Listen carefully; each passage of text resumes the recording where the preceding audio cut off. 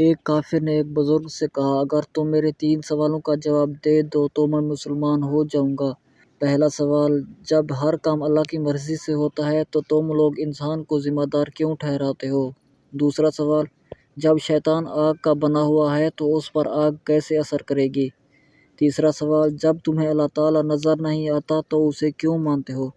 بزرگ نے اس کے جواب میں پاس پڑا ہوا مٹی کا ٹھیلا اٹھا کر اس کو مارا۔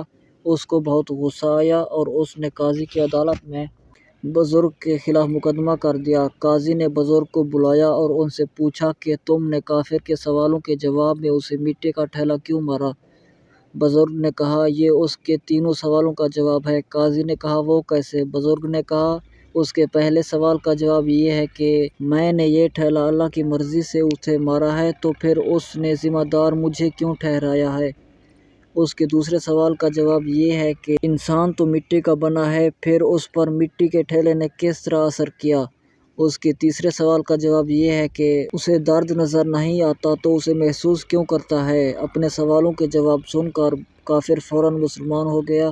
دوستو، جو لوگ اللہ تعالیٰ کے لیے اپنی زندگی وقف کر دیتے ہیں، اللہ رب العزت ان کی تربیت کرتے ہیں اور کس موقع پر کیا بات کرنی ہے اللہ تعالیٰ انہیں سمجھا دیتا ہے۔